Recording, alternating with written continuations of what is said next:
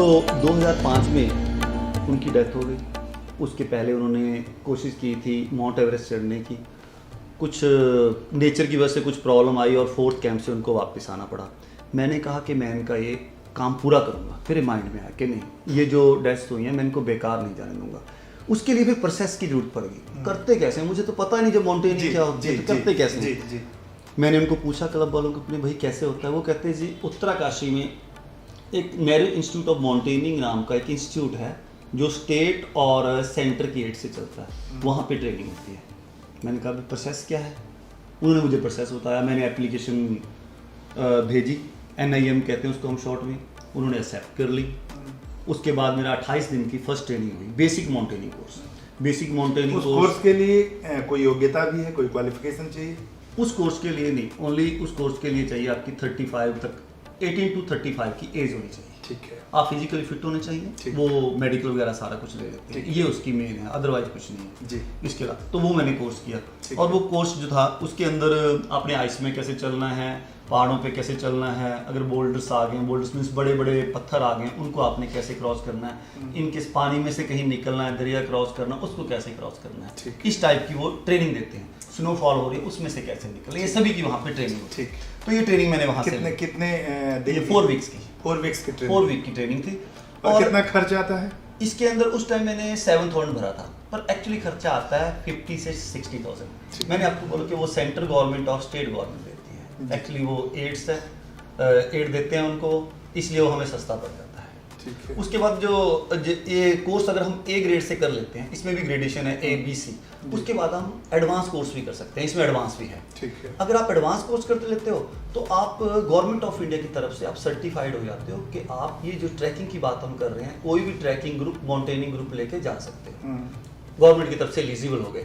तो ये ट्रेनिंग मैंने कर ली दार्जिलिंग में। ये 2 शब्द आप इस्तेमाल कर रहे हैं, ट्रैकिंग, दूसरा माउंटेनिंग। या इसको जरा सरल भाषा में समझाइए कि ट्रैकिंग क्या है और माउंटेनिंग क्या है। देखिए, ट्रैकिंग है सिंपल, हम कभी पहाड़ों पे जाते हैं और ट्रेल बने हुए हैं, उसके अंदर हम पैदल चल के जा रहे हैं, राइट। हमारे पास कुछ सामान उठाया हुआ है जी। तो उसमें ऐसा नहीं कि हमने किसी पीक पे पहुंचना है, एक पहाड़ी से दूसरी पहाड़ी पे चले गए, तीसरी पे चले गए, जंगल के अंदर घूम लिए, अप डाउन में चले गए, ये ट्रैकिंग में आता है। जो माउंटेनिंग है, माउंटेनिंग के अंदर आता है फिर विद इक्विपमेंट हम काम करते हैं। जैसे मैं आपको दिखाऊंगा, इक्विपमेंट है, हम लेके आए हुए हैं यहाँ पे स्टूडियो में, वो इक्विपमेंट दिखाऊंगा, फिर हमें उसमें इक्विपमेंट की भी जरूरत पड़ती है। कोई पीक है 6। अच्छा, ये जो आप कॉस्ट्यूम पहने हैं, ड्रेस पहने हुए हैं, ठीक है, यही ड्रेस पहनकर आप लोग ऊपर जाते हैं, इसके साथ एडिशनल भी कुछ रहता है? ये ड्रेस जो मैंने पहनी हुई है ये ओनली 8,000 मीटर के ऊपर ही यूज होती है। कितना? 8,000 मीटर के ऊपर से। अच्छा, हाँ। एवरेस्ट की ऊंचाई कितना? 8,848 है। 8,848। Yes, 8,848 metre. उसके नीचे 8,000 मीटर के नीचे क्या पहनते हैं आप लोग? उसके नीचे तो हम सिंपल जैकेट्स पहन लेते हैं, कुछ अंदर वार्म ड्रेसेस होती हैं वो पहन लेते हैं, लोअर पहना होता है और शूज पहने। क्या खासियत इस ड्रेस में, ऐसा क्या होता है और कितनी कीमत इसकी होती है? सर, ये जो ड्रेस है इसकी कीमत नेपाली करेंसी में 1 लाख रुपए है, अपनी इंडियन ये 60-65,000 में मिल जाती है, मिलेगी वहीं पे आपको। 65,000 का ड्रेस पहने हुए हैं आप? यस, बिल्कुल। और ये -30-40 तक ये काम करता है, ये हमें ठंड से बचा। ये नहीं कि ये पूरे का पूरा कंट्रोल कर लेता है ठंड को, तो इसके अंदर भी हम कुछ ड्रेस पहनते हैं ऊपर जाते वक्त, फिर ये सेफ रखता है, इसमें हमें ज़्यादा कुछ उठाने की जरूरत नहीं पड़ती है। इसका तो मेन तो यही है। चलिए, हम लोग यात्रा में बढ़ते जहाँ थे। हाँ, यस। तो एडवांस कोर्स होता है, एडवांस मैंने वेस्ट बंगाल से कर लिया, दार्जिलिंग में इंस्टीट्यूट है, हिमालयन माउंटेन इंस्टीट्यूट है, कोई भी जो साइड के बंदे होते हैं उधर से कर लेते हैं। अगर आपने वो A क्लास में कर लेते हो, आप, मैंने आपको अभी बताया कि आप ट्रैकिंग ले जा सकते हो, माउंटेनिंग ग्रुप के एज ए लीडर जा सकते हो, आप लीडर बन गए। उसके बाद अगर आपने वो भी A में करने के बाद एक और आपकी क्वालिटी आ जाती है, जो इंस्ट्रक्टर आपको सिखा रहे हैं वो भी तो कोई कोर्स करते हैं, उसके कोर्स के लिए उसको हम MOI बोलते हैं, मेथड ऑफ इंस्ट्रक्शन, वो कोर्स होता है।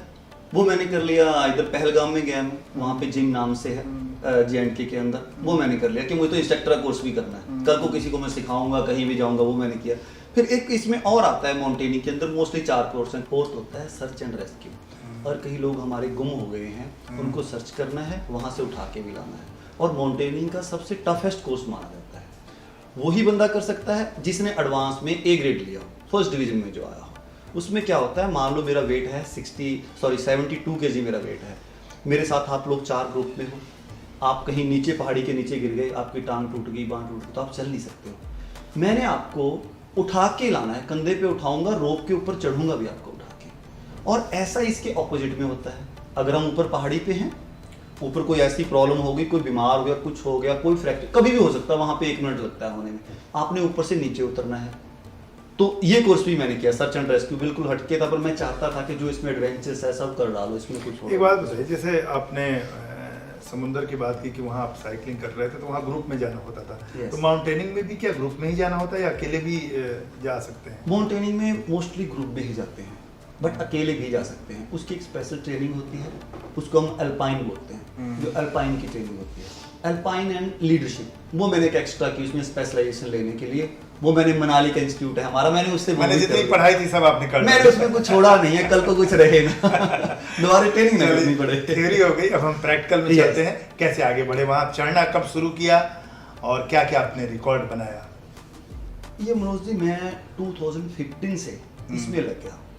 वैसे तो पहले ही लग गई, जब ट्रेनिंग करना स्टार्ट कर दिया तब से लग रहे थे। मुझे ये था कि कुछ ट्रेनिंग में ना छूटे, ताकि मुझे एवरेस्ट एक बहुत बड़ी चीज़ है, दुनिया में इससे ऊपर कुछ है नहीं है, कि बीच में कहीं गड़बड़ ना हो जाए। तो ये मैंने सारे पार्ट खत्म किए।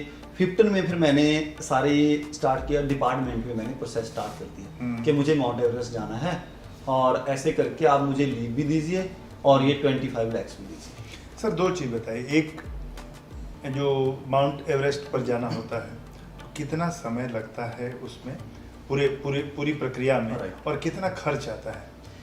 तो जी, जो इसमें टाइम की बात है, 60 to 65 डेज लगते हैं काठमांडू से निकल के काठमांडू वापस आने में। नेपाल से अगर हम जाते हैं, 2 जगह जाते हैं, एक नेपाल से जाते हैं, एक तिब्बत से जाते हैं। तो जो नेपाल से जाते हैं हम उसको बोलते हैं साउथ साइड से जाना, और तिब्बत से जो जाते हैं उसे नॉर्थ साइड से। ठीक है। उधर हम चाइना से परमिट लेते हैं, इधर नेपाल से लेते हैं परमिट। ठीक है।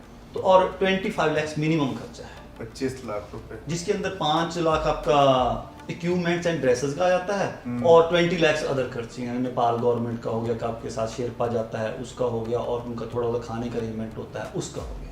ये सारे के सारे हम वहाँ पे देते हैं। तो चलिए बात आते हैं, हम मैंने 2015 के अंदर ये स्टार्ट कर दिया प्रोसेस। गवर्नमेंट में भी ठीक है जी, मुझे जाने दीजिए।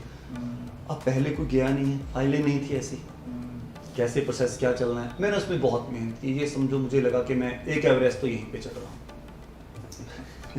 वो एवरेस्ट से मुझे टफ लगा एक्चुअली, कि ये सारे प्रोसेस के अंदर छुट्टी लेनी है, पैसे इकट्ठे करने हैं। 2015 के अंदर बहुत मेहनत करने के बाद भी मेरे पास ना पैसे इकट्ठे हुए, ना मुझे लीव मिल पाई। ये बड़ा थोड़ा सा कठिन सवाल है किसी से ये पूछना कि आपकी तनख्वाह कितनी है, क्या सैलरी है, क्योंकि उसके आधार पर एक अनुमान लगता है कि ठीक है वो आदमी प्लानिंग कैसे करता है। 25 लाख की रकम जो होती है वो कम नहीं होती है। आप पुलिस में एक साधारण ऑफिसर हैं। यस। आप किस पोस्ट पर हैं? मैं अभी असिस्टेंट सब इंस्पेक्टर हूँ। असिस्टेंट सब इंस्पेक्टर हैं। तो आपकी सैलरी अमूमन जो भारत सरकार सैलरी देती है उसमें इतना ही पैसा मिलता है कि वो अपने परिवार को लेकर चलता है। बस वही मिलता है। अगर उस ओहदे का आदमी ये प्लानिंग करता है कि नहीं 25-30 लाख रुपया हमको इस काम के लिए खर्च करना है जिसमें मेरी जान भी जा सकती है, जान का भी जोखिम है, सिर्फ इस बात के लिए कि उसे एक एडवेंचर करना है, एक अपने ड्रीम को उसको पूरा करना है। तो कहाँ से मैं बात आपकी कर रहा हूँ, लेकिन आपके बहाने उन करोड़ों लोगों की बात कर रहा हूँ जो पूरे विश्व में, और विश्व को छोड़ दिए, कम से कम हिंदुस्तान में वो चाहते हैं कि हम ये एडवेंचर करें, जाएं एवरेस्ट पर। तो उनको कहाँ से फंड मिल सकता है? मैं थोड़ा सा वो टेक्निकल चीज जानना चाहता हूँ, क्योंकि हमारी आपकी बातचीत का मतलब ही है कि दूसरे को रास्ता मिले। हम कहानी इसीलिए कह रहे हैं, इसीलिए सुना रहे हैं कि जो लोग कोशिश करना चाहें उनको एक रास्ता मिले। तो ये जो 25 लाख की राशि आपने बताई, किसी का इसे 2-4 लाख ज्यादा या कम, यही डिपेंड करता है। तो कहाँ से हम सहयोग ले सकते हैं? अगर आप सहयोग लेना चाहें तो हमको कहाँ जाना चाहिए, कहाँ से मिल सकता है पैसा? इसके लिए हमें जो सहयोग मिल सकता है, एक CSR नाम की चीज़ होती है कॉर्पोरेट में, कॉर्पोरेट सोशल रिस्पॉन्सिबिलिटी। वो कुछ कंपनी का अपना फंड है, गवर्नमेंट के रूल्स हैं कि उनको जो उनका प्रॉफिट होता है उसमें से कुछ % उनको सोशल कॉज के ऊपर लगाना होता है। ठीक है। बहुत सी कंपनियां तो ऐसी हैं, सपोज हम टाटा की बात करते हैं, टाटा जो अपना CSR यूज़ करता है वो इसीलिए करता है, उन्होंने अपना अलग से एडवेंचर का डिपार्टमेंट ही बना दिया। ठीक है। जिसमें ये बेचेंद्री पाल भी गए हुए हैं, जो इंडिया की फर्स्ट लेडी है, जो मॉडल्स उन्होंने सबमिट किया है। ऐसे ही हम कंपनियों से सपोर्ट ले सकते हैं, या फिर जो कंपनियां हैं उनकी हम ब्रांडिंग कर सकते हैं। सपोज करो मैं ये पहन के गया हूँ, इसके ऊपर इधर कहीं सारा लिखा होगा, कहीं टाटा लिखा होगा, कहीं किसी भी कंपनी की ब्रांडिंग आप कर रहे हैं? नहीं, ये मैं किसी की नहीं कर रहा हूँ ब्रांडिंग, ये तो बर्मुड का एक कंपनी का है। मैं तो अपने पैसे लगा के गया था, मुझे स्पॉन्सरशिप कहीं से नहीं मिल पाई। अच्छा, तो ऐसे करके कंपनियों की हम ब्रांडिंग करके वहां प्राइवेट कंपनी की बात करें, स्पॉन्सरशिप आपको कोई कर दे और बदले में आप उनका ऐड कर दें, या जो काम कर दें, यही रास्ता है सर। ये गिव एंड टेक का मामला सरकार, चाहे सेंट्रल गवर्नमेंट हो या स्टेट गवर्नमेंट हो, उसमें कितना मदद कर सकती है, और हमें किसको कांटेक्ट करना चाहिए, किसके पास जाना चाहिए जो करना चाहते हैं इसमें? तो सर गवर्नमेंट अलग अलग स्टेट गवर्नमेंट के ऊपर डिपेंड करता है। अभी मैं जाके आया 17 में, कर्नाटक गवर्नमेंट ने 19 लोग भेजे। आई थिंक इंडिया का तो रिकॉर्ड है, किसी गवर्नमेंट ने नहीं भेजे। एक बंदे को 25 लाख लगता है, वो टोटली कर्नाटक गवर्नमेंट ने ही स्पॉन्सर किए हुए थे, उन्होंने मुझे जो बताया जी। तो इस तरह गवर्नमेंट करना चाहे तो स्पॉन्सर कर सकती है। आपको पैसे कहाँ से मिले? मैंने पैसा अपने फ्रेंड से उधार लिया, मैंने लोन लिया, गाड़ी थी वो सेल की, कम रेट के अंदर, हाफ प्राइस में मैंने गाड़ी सेल कर दी। और मैंने HDFC बैंक के पास हमारी सैलरी लगती है, मैंने उससे पर्सनल लोन लिया। बाकी जितने मेरे फ्रेंड्स थे, मैंने उनसे किसी लाख 2 लाख 50 करोड़ जिसने दिया वो सारा कुछ मैंने करके 25 लाख। मतलब सरकार से आपको कोई सहयोग नहीं मिला, कोई स्पॉन्सर नहीं मिला, ये पैसे आपके अपने थे। लिया मतलब अगर किसी से लिया, उधार लिया तो उधार लिया, यस उधार लिया, जिसे आपको कभी न कभी किसी न किसी में लौटाना। बिल्कुल।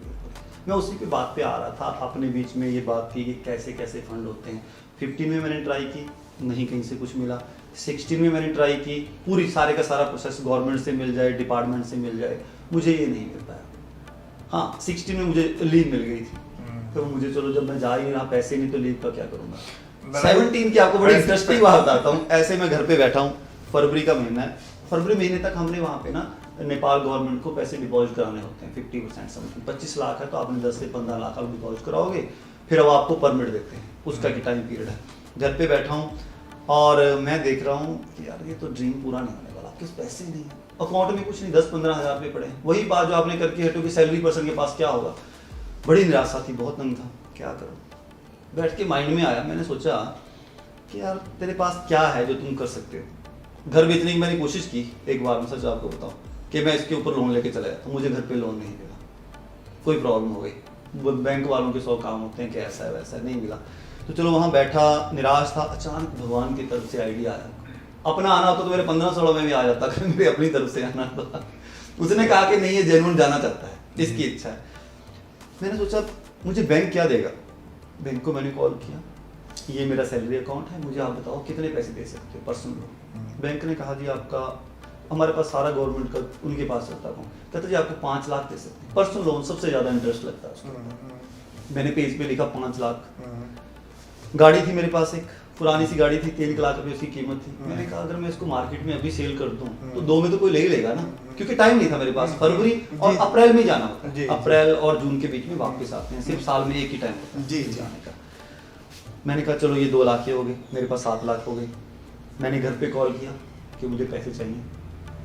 तो घर पे भी मैं फार्मर फैमिली से बिलोंग करता हूँ, ज़्यादा पैसे नहीं, तो उन्होंने कहा चलो ऐसा करते हैं 8 से उठा के दे देंगे, 3 लाख रुपए दे देंगे। 10 हो गया, मेरे पास 15 बचा कि 15 लाख मैं कहाँ से करूँगा। मैंने फ्रेंड्स की लिस्ट बनाई, एक नियर अबाउट 25-30 की लिस्ट बनाई, कौन क्या दे सकता है, ये 50 दे देगा, ये 1 लाख दे देगा, ये 40 दे देगा, ये वो, सबको कॉल करना स्टार्ट कर दिया कि भाई मुझे वहाँ जाना है और पैसे चाहिए, बताओ आप कितने दे सकते हो, मैं आपके वापस दे दूंगा। टाइम का नहीं पता कितने टाइम वापस, क्योंकि अगर तो गवर्नमेंट ने मैं वापस आया करके साथ ही दे दिए तो आपको साथ साथ वापस दे दूंगा, और हो सकता है टाइम लग जाएगा। गवर्नमेंट एवरेस्ट पर पहुंच जाने के बाद देती है क्या पैसा? सर मुझे उम्मीद थी, क्योंकि हरियाणा में ये ममता सोदा नाम की लड़की जब गई थी, उसको गवर्नमेंट ने, हरियाणा गवर्नमेंट ने 26 लाख रुपया दिया था, DSP भर्ती किया था, पद्मश्री अवार्ड दिया था। आप पहुंच गए, कब पहुंचे एवरेस्ट पर? ये लास्ट 21 मई 2017। पैसा मिला गवर्नमेंट से? नहीं, अभी नहीं मिला। कहाँ अटका हुआ है? अभी फाइल चल रही है, मेरी DSP की फाइल चल रही है अपने ऑफिस में ही। चलिए, पैसे का इंतजाम हो गया? यस। छुट्टी भी मिल गई? यस। चढ़िए। उसके बाद पैसा मैंने डिपॉजिट कराया नेपाल वालों के पास। एक्चुअली क्या होता है, नेपाल गवर्नमेंट ने एजेंसीज को जस्ट लाइक वो परमिट दिया हुआ है, हम एजेंसी के थ्रू ही जा सकते हैं। काफी एजेंसीज हैं, आप उनसे टाई अप करना होता है तभी जा सकते हैं, डायरेक्ट नहीं जा सकते। उसमें से फिर वो जितना डॉक्यूमेंटली काम होता है वो सारे का सारा एजेंसी करती है, नेपाल गवर्नमेंट को देना, परमिट देना, जो भी है, जो भी प्रोसेस है वो सारे के सारे। हम अब चलते हैं ऊपर पहाड़ों के ऊपर। क्या क्या आपको मुश्किलें आई, कहाँ कहाँ बहुत रोमांचक था, और एक आदमी जो ये शुरू कर रहा है उसको कहाँ कहाँ अलर्ट रहने की जरूरत है? सबसे पहले हम काठमांडू पहुंचते हैं जी। काठमांडू पे जाके हम अपने जो इक्विपमेंट हैं वो खरीदते हैं, ड्रेसेस हैं वो खरीदते हैं। जो मैंने ये ड्रेस पहनी हमें इंडिया में नहीं मिलेगी, ये वहीं पे मिलते हैं। इंटरनेशनल ब्रांड है काठमांडू के अंदर, सारी की सारी कंपनियां हैं, तो इसके अंदर 2 से 3 दिन लग जाते हैं। सारा सामान हम अपना लेके फिर हमें वहां से एजेंसी का बाय एयर वो छोड़ देते हैं लुकला में। ठीक है, Kathmandu to Lukla just 30 minute की फ्लाइट, बिल्कुल वो वहां पे छोड़ देते हैं। ठीक है। लुकला से 7 दिन लगते हैं बेस कैंप के। कैसे जाते हैं? फिर उसके बाद सारा कुछ पैदल हो गया। फिर उसके बाद अच्छा। अपना आपने सामान कुछ उठाया, हाँ। जितना आपको 7-8 दिन में जरूरत पड़ेगी। बाकी जिस एजेंसी को हमने हायर किया हुआ है वो एजेंसी हमारा सामान बेस कैंप पे पहुंचा देती है। ठीक है, राइट। उनका एक गाइड होता है साथ में। आप लुकला पहुंचे बेस कैंप में? नहीं, लुकला से बेस कैंप। ठीक है, लुकला से बेस कैंप। लुकला एक जगह है, उसके बाद आपका ट्रैकिंग स्टार्ट, जिसको हम ट्रैकिंग बोल रहे थे, एक्चुअली पैदल चलना स्टार्ट हो गया है ना। अब हम पैदल जाएंगे, अपना सामान है, रास्ते में रुकते जाएंगे। ठीक है, उनका एक गाइड होगा साथ में। ठीक है, वो हमारे साथ चलते रहे। ठीक है। और ये 7 दिन का सफर था, मैंने इसको 6 दिन में कर लिया। मेरे क्यूरियोसिटी बहुत, मुझे देखना था बेस कैंप कैसा है, बेस कैंप क्या है। इवन देन के जो जिन लोगों के साथ में जा रहा था, मैंने कहा भाई मैं आप लोगों के साथ नहीं जा सकता हूँ, मेरी स्पीड थोड़ा ज्यादा है तो मैं जल्दी जाऊंगा। मैंने उस कंपनी को भी छोड़ा, उनको बोला कि मैं आपको बेस कैंप पे मिलता हूँ, मैं अपने आप पहुंच गया। ठीक ठीक ठीक। तो ये बीच में आपके 2-3 दिन चलने के बाद स्नोफॉल स्टार्ट हो जाती है, ग्लेशियर स्टार्ट हो जाता है। उसमें सबसे बड़ी प्रॉब्लम था, मुझे अब याद आया कि आपको भी सुन के बड़ी हैरानी होगी, पानी। आपने आज तक पानी की बोतल कितने की ली है, ज्यादा से ज्यादा कितनी कॉस्टली ली होगी? जस्ट आपसे क्वेश्चन कर रहा हूँ। एयरपोर्ट पर तो 100-150 की भी मिल जाती है। एयरपोर्ट में मिलती है। मैंने पानी की बोतल 350 तक की ली, वहाँ पे रेट बढ़ता चला जाता है। बड़ा काम करने 100, 200, 300, 350। कभी अपने मोबाइल चार्जिंग के कितने पैसे दिए होंगे? बैटरी चार्ज करने के नहीं दिए।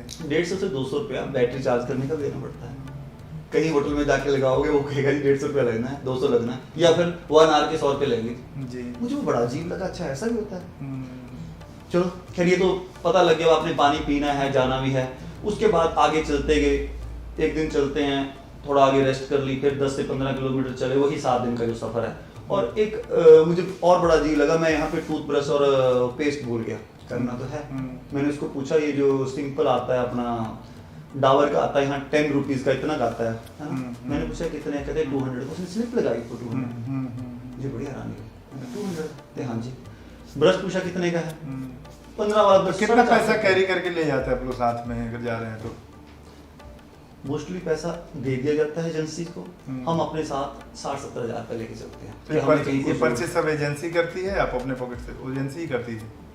नहीं, ये हम अपनी पॉकेट अपने से से करते हैं। रास्ते में हम अपनी पॉकेट से करते चले जाते हैं। या तो वो साथ होगा, थोड़ा बहुत बीच में दिला दे, जो उनका रहने का है वहाँ पे, ये वो चलता ठीक है। हम पहुंचे वाटर। हाँ, उसके बाद मान आपका 700 से 800 रुपया पर मील का खर्चा आता है, 1000 का खर्चा आ गया। आप पहुंच गया बेस कैंप, पहुंच गए। बेस कैंप पहुंच के आपको प्रॉपर सांसें नहीं आती है। कम से कम 6 से 7 दिन उनके टेंट लगे हुए हैं, नो डाउट कंपनी के टेंट प्रोवाइड कराए हुए हैं।